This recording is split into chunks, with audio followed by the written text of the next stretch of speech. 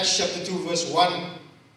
Acts chapter 2 verse 1. The Holy Spirit comes at Pentecost. That's what the Legacy Standard Bible has as the title of this passage.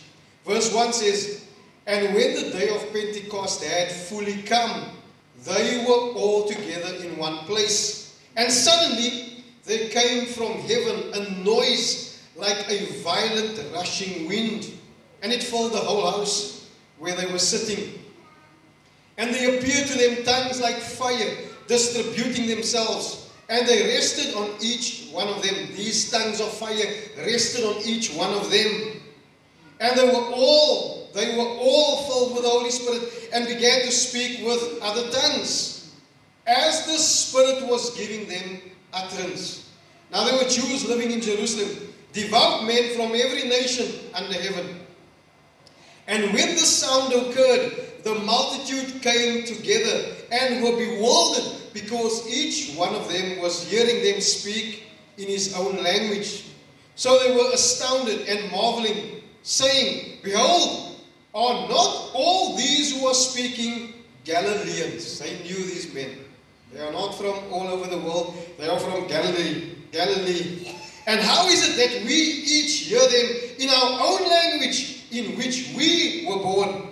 Parthians and Medes and Elamites and residents of Mesopotamia, Judea and Cappadocia, Pontus and Asia, Phrygia and Pamphylia, Egypt and the district of Libya around Cyrene, and visitors from Rome, both Jews and proselytes," or converts to Judaism. That's what proselytes are. People who converted to become Jews, right? "Cretans and Arabs, we hear them in our own tongues speaking of the mighty deeds of God." And they all continued in astonishment and great perplexity, saying to one another, "What does this mean?" But others, mocking, were saying, "They are full of new wine." The Lord bless the reading of His Word. The title of my message today is "Speaking the Mighty Deeds of God as the Spirit gave them utterance." Speaking the mighty deeds of God as the Spirit gave them utterance. Verse 1 starts with these words, "And when the day of Pentecost had fully come." Literally it means as the day of Pentecost was being fulfilled. As the day of Pentecost was being fulfilled. What does this mean? There are three things that I want you to notice this morning, or to take note of. Firstly, the prophetic purpose of the Old Testament feast of Pentecost was being fulfilled. There was a feast that the Jews celebrated in the Old Testament. It was called the Feast of Pentecost, or the Feast of Weeks. This feast, on this day here in the book of Acts, was being fulfilled. Secondly, the disciples experienced the baptism of the Holy Spirit on this day of Pentecost. They were filled with the Holy Spirit. Thirdly, since the day of Pentecost here in Acts chapter 2, the day of Pentecost is not just another day of Pentecost. It is an era. Because since that day to this day, till when Jesus comes again for a second time, the day of Pentecost is being fulfilled in the lives of believers. It continues to be fulfilled. The Holy Spirit is at work in the lives of believers since that day to today, until Jesus comes, till He returns in the future. The day of Pentecost was being fulfilled on that day. But notice what the people were saying in verse 13. Some said, what does this mean? Verse 13, but others mocking were saying, they are full of new wine. Now let me say this to you. If new wine or wine can make us speak in other languages, we should drink more wine. Right? We should all be drinking a lot of wine. Because then from drinking wine, we can all speak multiple languages. Let's drink some wine. My grandfather, he spoke in other languages when he drank too much wine. I promise you. He had all sorts of languages. You would say things like Shaba or whatever, you know. And you would say like, what do you say? You would say, you don't know what I'm talking, you know, you would have all these words that he would say when he was drunk. He spoke all kinds of languages when he was drunk. He had too much wine. But this is not what happened on this day in the book of Acts. It was not that they drank too much wine and now suddenly they could speak all these languages. People said, we're hearing them, you know. I mean, if this was the case, then yes, wine can do that. But that's not what wine did. Verse 1, can I read it to you again? It says, and when the day of Pentecost had fully come, they were all together in one place. The Old Testament feast of Pentecost had fully come. It was being fulfilled. The Feast of Weeks was being fulfilled. If you go back to the Old Testament and you read about the Feast of Pentecost, this was an annual harvest festival. They were celebrating the harvest. It occurs 7 weeks after Passover, or 50 days after Passover. It's the feast of the ingathering. It was instituted by God when He renewed His covenant with His people. He said, you're going to celebrate the ingathering of the harvest. Celebrate it 50 days after Passover. Pentecost means 50. It doesn't mean anything supernatural. It simply means 50. So when we celebrate the Feast of Pentecost, we're celebrating 50 days after Passover. So what is the Old Testament Feast of Pentecost all about? It is a celebration, number one, of God's faithfulness. The people celebrated God's faithfulness. It's the ingathering of the harvest. It is a simple thing to gather a harvest. It is, I mean, for farmers it could be just like something they just assume that I'm going to plant and I'm going to harvest. But no, for the people of God, they celebrated that the reason why they have a harvest is because God was faithful. You know, sometimes we forget that the reason why we have what we have is because God is faithful. God has blessed us. He has provided for us. He has taken care of us. And these Jewish people, they celebrated the ingathering of not just the harvest, the entire harvest. Now they had two feasts, the first fruits and the Feast of Pentecost. First fruit was the first of the harvest. The Pentecost was the rest of the harvest, the entire ingathering of the harvest. And so the Feast of Pentecost is a celebration of ingathering of the entire harvest of produce. So whatever wheat or grain or fruit, whatever they harvested, they celebrated this harvest. They did it once a year to say thank you to God for His faithfulness. But you know what? This feast, maybe they did not understand it, but now Peter is going to explain to these Jews that this feast is actually being fulfilled today, because this feast that they were celebrating is a feast that points to something more than just a physical harvest of grain and wheat and produce. It is a harvest of souls. This points to a spiritual ingathering. And so Peter says, this day, Pentecost, where we are supposed to celebrate the ingathering of the harvest, we are celebrating a different harvest. A harvest of souls. A harvest of people coming to Christ. A harvest of people hearing the gospel and responding in faith to that gospel message. Because on this day of Pentecost, here in Acts chapter 2, if you read the rest of this chapter, 3,000 souls came to Jesus. 3,000 people on that day came to Jesus because of this celebration. What a day that day of Pentecost must have been. Can you imagine?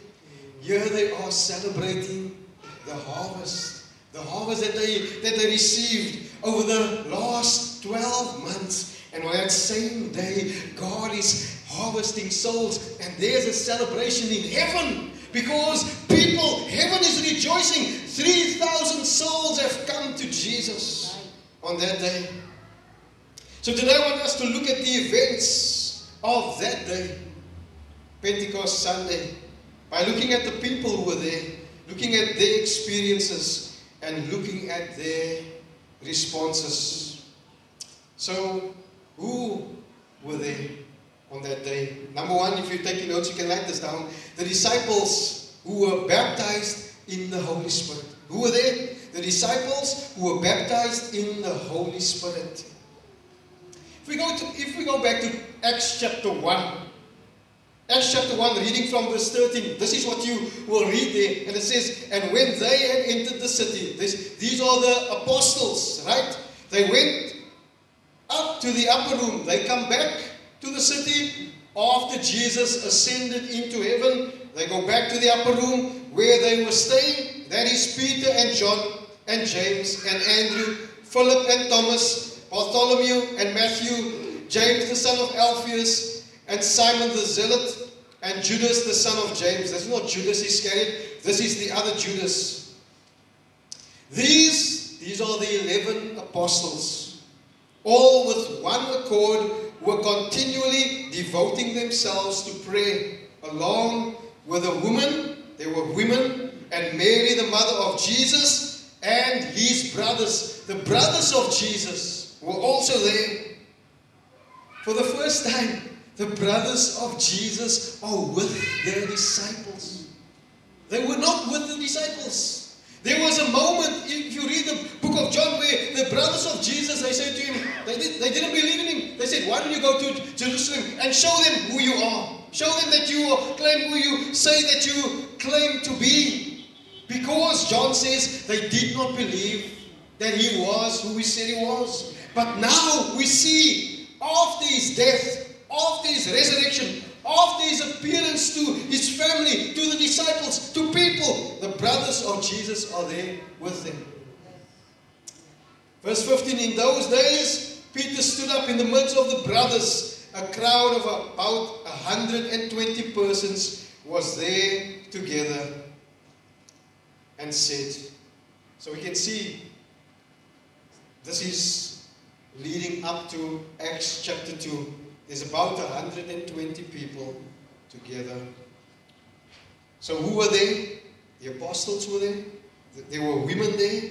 Mary, the mother of Jesus, was there. The brothers of Jesus were there. And all together, about 120 people were there in the upper room. So what happened to them? In Acts chapter 2, verse 2 says, and suddenly there came from heaven a noise like a violent rushing wind, and it filled the whole house where they were sitting. And there appeared to them tongues like fire, distributing themselves, and they rested on each one of them. Verse 4, and they were all filled with the Holy Spirit, and began to speak with other tongues. The word there is other languages, as the Spirit was giving them utterance. They were all filled with the Holy Spirit. They all spoke in other languages as the Spirit was giving them utterance. Who gave them the ability to speak out? The Holy Spirit. You see, this experience was not self-generated, or this was not man-generated. It wasn't. You don't see them standing together and then praying for God to help them to speak in other tongues. None of this happens. What happened on that day was something outside of their control. Completely. Not self-generated, not man-generated, not manufactured. The Apostle Paul, addressing various spiritual gifts, including speaking in tongues, says this in 1 Corinthians chapter 12, verse 11. He says, but one and the same Spirit works all these things. He says, the same Spirit gives all these gifts, distributing to just as He, the Spirit, wills. This is not man-generated, as the Holy Spirit wills. It is completely the work of the Holy Spirit. It is not self-generated. It is not man-generated. It cannot be manufactured. You can't tell people, you need to just, whatever comes to you, just start speaking and it's going to come. That's what happens in so many cases. Today, they will tell you, no, you need to speak.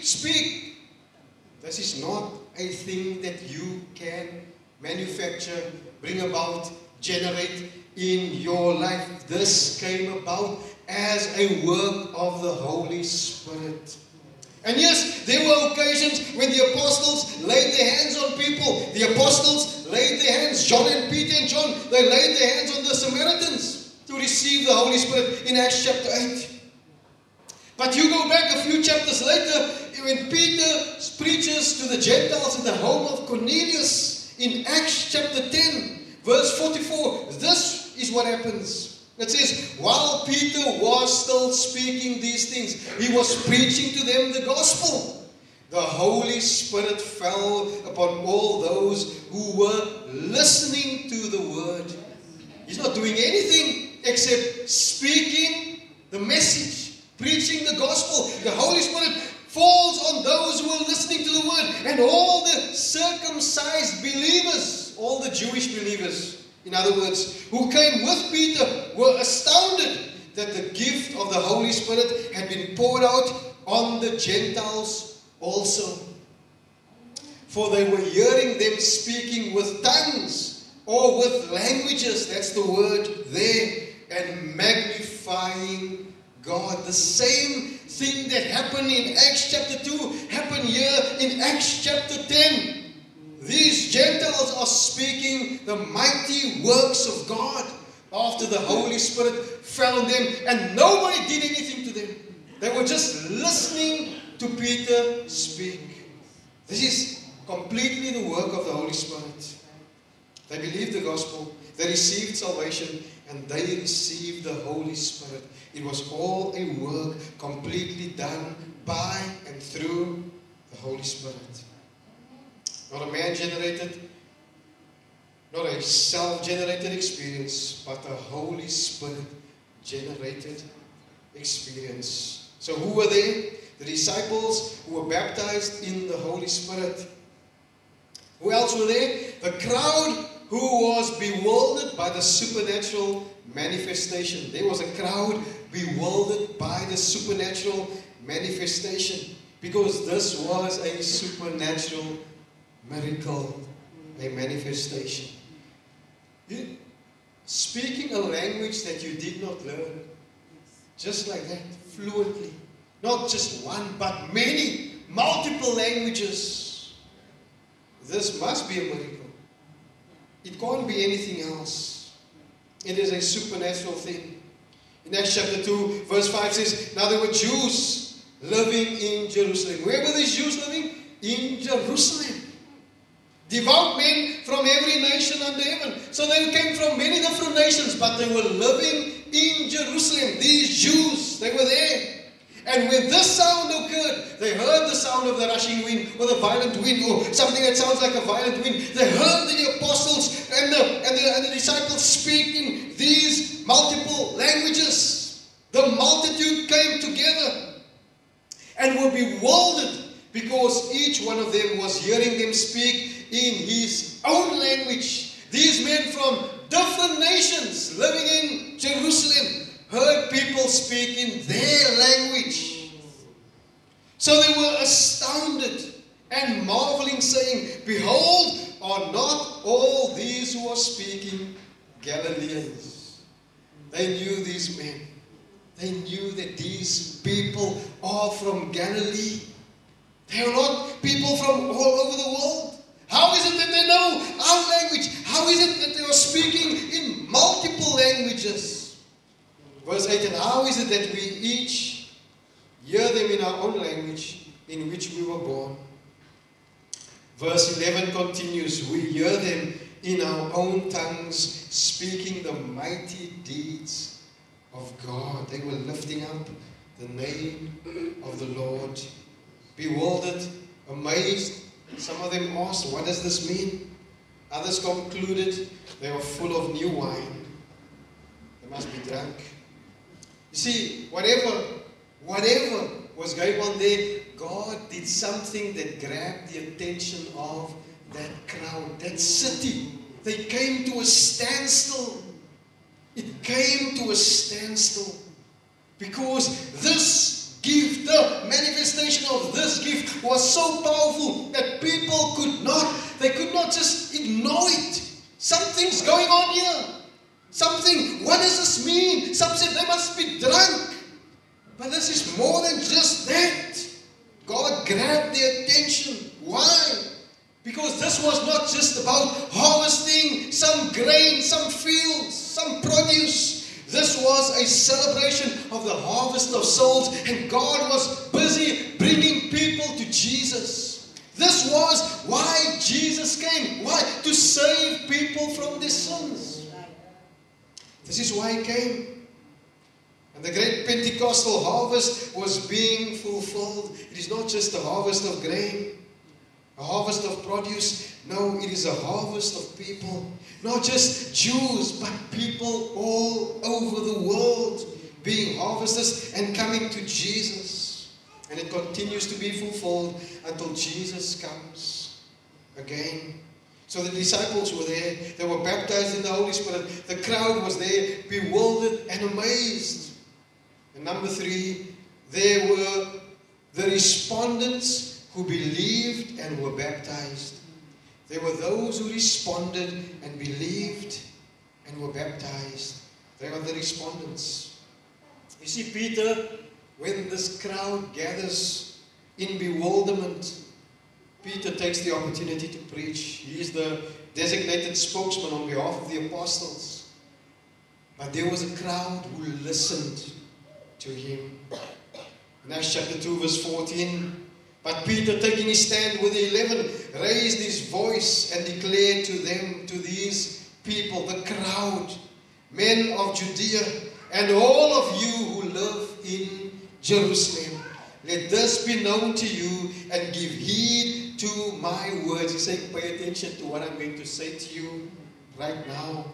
For these men, these people, they are not drunk as you suppose, for it's the 3rd hour of the day. It's 9 o'clock in the morning. I mean, come on, Peter says it's way too early to be drunk.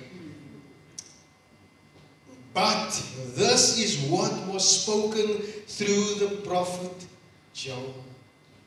Peter takes them back to the Old Testament and explains to them the Old Testament prophet Joel had a prophetic message when he spoke about the last days. He said, young men will see visions, old men will dream dreams. He said, God says He's going to pour out His Spirit on all flesh, on men and women, on maids and men servants and maid servants. He's going to pour out His flesh on every single person. He's going to save people all over the world, not just in Israel. And Peter continues to speak to them about what Joel promised. And in verse 21, Peter says this, and he says, and it will be that everyone, quoting Joel, who calls on the name of the Lord will be saved. Everyone who calls on the name of the Lord will be saved. In verse 22, he continues, he says, men of Israel, listen to these words. Jesus the Nazarene, a man attested to you by God. How did God prove to them that Jesus, he says, God proved to you. They could not deny what Peter said. They were living in Jerusalem. They could not deny what Peter was telling them on that day. He says, God proved to you who this Jesus is. By miracles and wonders and signs which God did through Him in your midst. You knew about Him. You saw, you heard. You were witnesses to what Jesus did. Just as you yourselves know. There's no denying that Peter calls these men, these people to account, and he reminds them, you cannot deny what Jesus did among you. You cannot deny it. This man, this Jesus, delivered over by the predetermined plan and foreknowledge of God. He says, you nailed to a cross. You nailed him to a cross. You see, these men might not have taken the hammer and the nails and knocked it through the hands of Jesus, but Peter wants them to understand that because of their sin, because of their rebellion, because of the fact that they reject God, they nailed him to the cross. You know what? I want us to remember today that every single one of them, just like these Jews were guilty of Jesus' death, we are guilty of his death on the cross. We nailed him to the cross. Our sin put him there. Our sin drove him there. Our sin is why he came into this world. We nailed him to the cross. And Peter says to these men, you nailed him to the cross. Not by your own hands, by the hands of lawless men, and put him to death.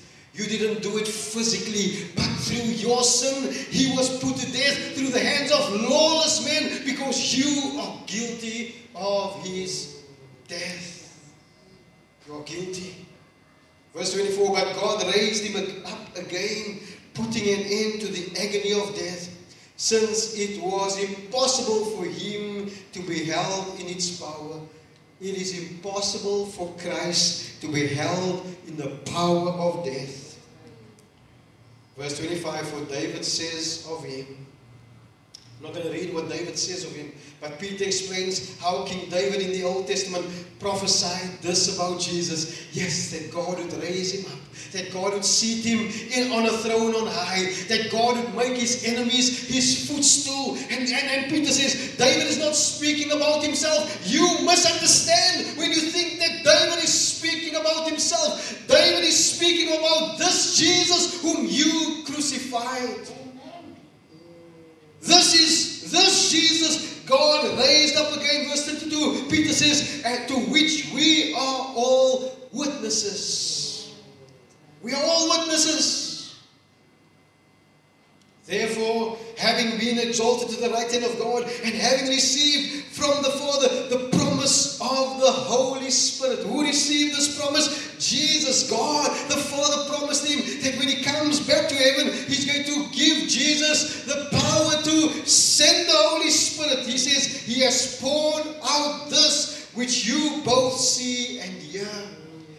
The Holy Spirit submits himself to the will of the Father. The Son submitted himself to the will of the Father. The Son's purpose was to come to die. The Holy Spirit's purpose is to come to draw people to the Son who came to die on a cross for our sins. He comes to do what God has poured out for him to do. He says he has poured it out, and you see and you hear. Verse 36, he says, therefore let all the house of Israel know for certain that God has made him both Lord and Christ, this Jesus whom you crucified. You crucified. You see, for these people on that day, there were no denying what Peter was saying. They saw Jesus. They heard about Jesus. They saw the miracles. They saw the wonders. They saw him crucified. And many of them saw and many of them heard that he had risen again from the dead. There was no denying what had happened. And this man that Peter is speaking about, they know him. They heard him. They saw him. They knew who he was. Verse 37, now when they heard this, they were pierced to the heart and said to Peter and the rest of the apostles, men, brothers, what should we do? And Peter said to them, repent.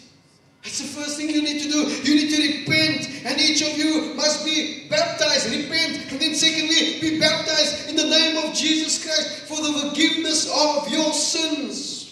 And then he says, you will receive the gift of the Holy Spirit. Repent, be baptized. God is going to send the Holy Spirit into your life. Amen.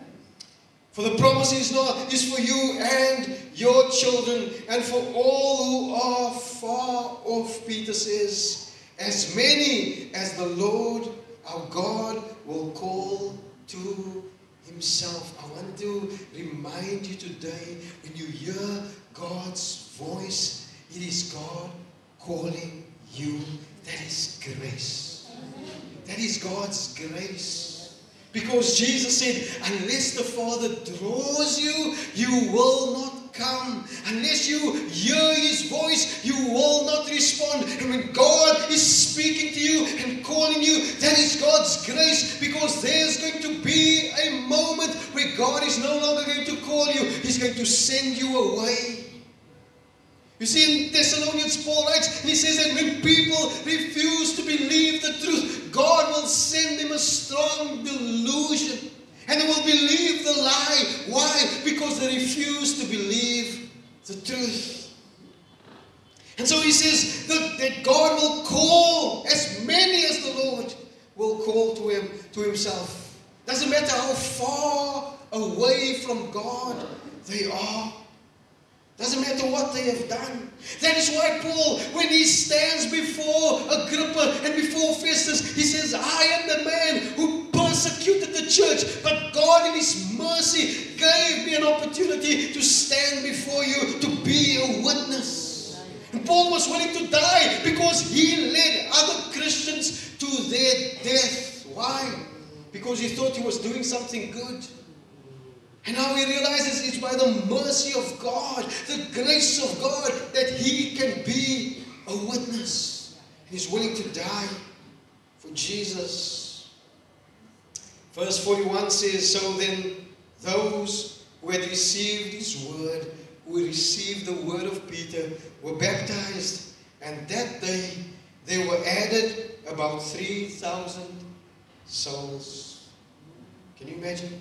3,000 new believers on that day. A few days later, Peter and John goes to the temple. There's a man begging at the temple. A man who was born a cripple. He's asking them for money. They say to him, we don't have any money. But what we have, we will give to you in the name of Jesus. Rise up and walk. They grab him by his arm. They lift him to his feet. There's no rehabilitation or physiotherapy, none of those things that takes place. The Bible says he was leaping and shouting, he was jumping and shouting and walking after them and praising God. And 5,000 people on that day came to Jesus. Why? Once again, by the power of the Holy Spirit, God grabbed the attention of the people. The Holy Spirit didn't come to draw attention to Himself. He didn't come to draw attention to a man or a pastor or a person in this world. He came to draw attention to Jesus. He draws people to Jesus. He presents the world to Jesus. He tells the world about Jesus. Jesus said to these apostles, you will receive power when the Holy Spirit comes upon you, and you will be my witnesses. Not witnesses of themselves, not witnesses of a church, witnesses of Christ. 3,000 new believers. You see, to believe the gospel, to receive salvation, to receive the Holy Spirit, this is a work completely done by and through the Holy Spirit. It's not a work that is done by any man. Nobody can save you. Nobody can take you to heaven. Nobody can keep you out of heaven. Only Christ can save you. And only Christ will send those who reject Him to hell. He is the Savior, and He's also the judge of this world. One day He's going to come. And when He comes again, He's not going to come as the Savior. He is going to come as the righteous judge, and He's going to send many people to hell. On that day, I was trying to imagine what that day was like. There's no way that I, in my mind, can imagine what happened on that day. Must have been so amazing.